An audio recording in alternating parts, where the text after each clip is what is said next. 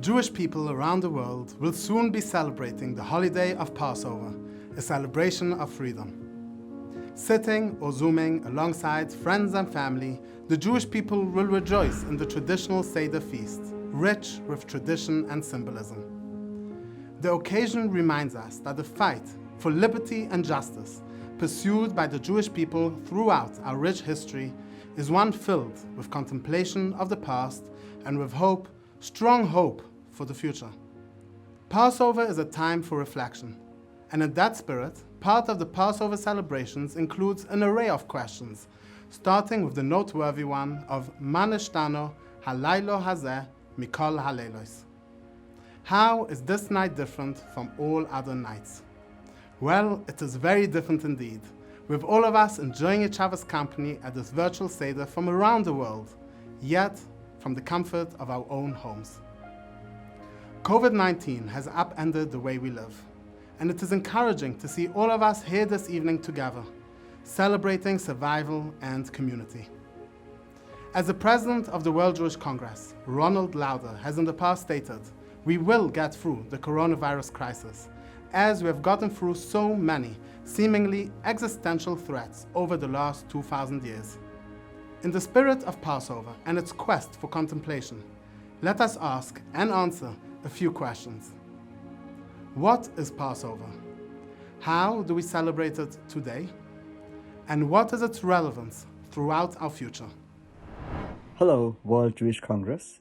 With the Passover holiday quickly approaching, I wanted to ask you if you could give a bit of background on the situation Jews face in Egypt and how Moses led them to freedom.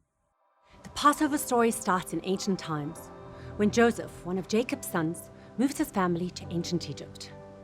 For many years, the Israelites lived in peace in the province of Goshen. But as their population grew, the Egyptians began to see the Hebrews as a threat. After the death of Joseph and his brothers, a pharaoh ordered the enslavement of the Israelites and the organized drowning of their firstborn sons in the river Nile.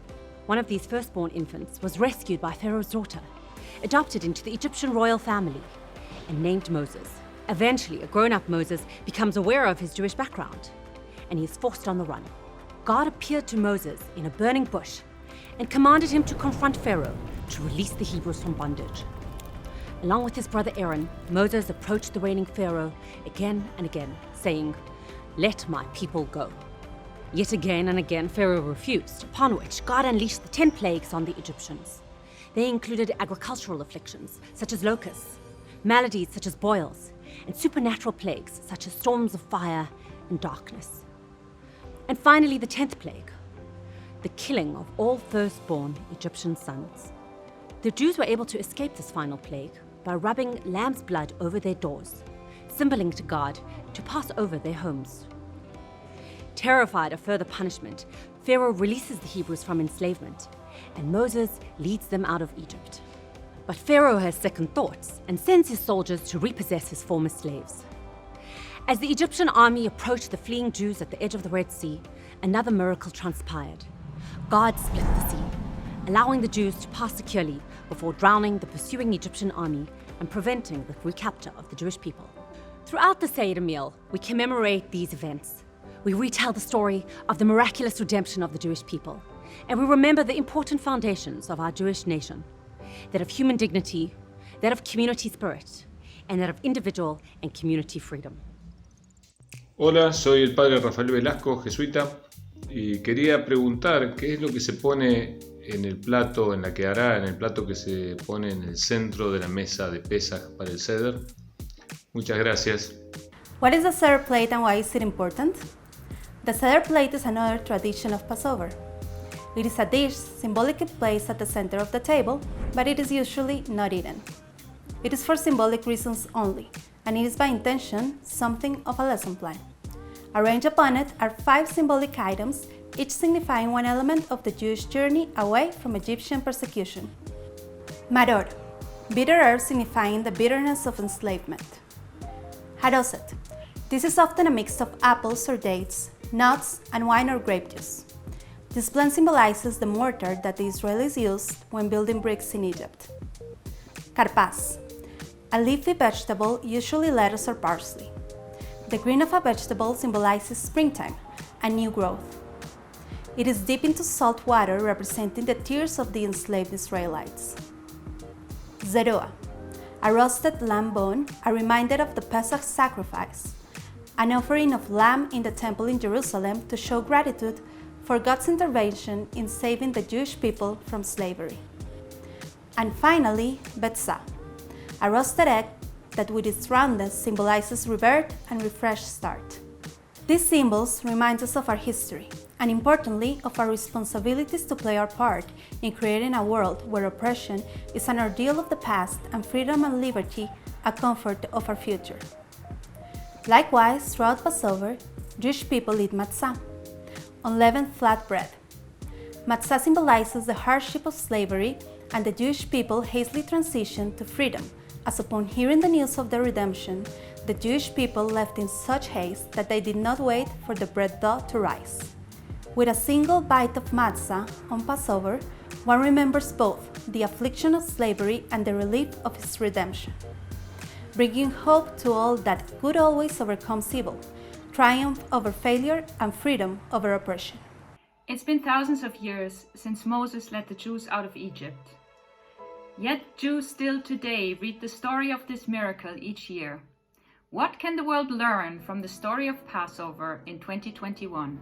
The story of Passover continues to inspire generations of leaders. Just look at the United States.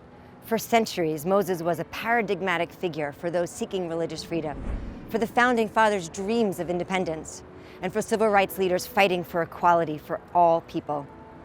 The World Jewish Congress and its partners and supporters around the world, just like Moses, will always rise up and fight for civil liberties and human rights, for justice and for the rule of law, for freedom and for redemption. When it comes to combating anti-Semitism and all infringements on life, liberty, and human rights, the Passover story continues to inspire hope, devotion, and an unyielding commitment to fostering a more just, a more free, and a more responsible world. During these difficult times, with the impact of COVID felt by millions of people around the world, the Passover story is more relevant than ever. Just like the many trials and tribulations we have confronted over the past year, so too did our ancestors suffer during their difficult escape from Egypt and their lengthy exile in the Sinai. But the journey to freedom necessitates hope over fear. It demands of us strength over adversity. So we must continue to stand steadfast with our greatest courage, our most sincere faith, and with a tremendous hope for our future. As we gather together on this special day to rejoice in our history, remember our freedoms, and recommit to our faith, I am inspired. I have great courage, and I believe fully in the realization of that better tomorrow. When the World Jewish Congress was founded, its primary objective was to mobilize the Jewish people and democratic forces against the threat of Nazi global dominance, and in so doing support the establishment of a Jewish state in the land of Israel, and to create a worldwide Jewish representative body that would fight for economic and political rights for everyone, everywhere. The World Jewish Congress has since never stopped ensuring the continuity and development of our Jewish religious, spiritual, cultural, and social heritage. And it will never stop fighting for political and economic equality, for freedom, for justice, for redemption, for everyone, everywhere. Thank you for taking the time to learn just a little bit more about Passover with us tonight. And as the saying goes, we hope to see you next year in Jerusalem.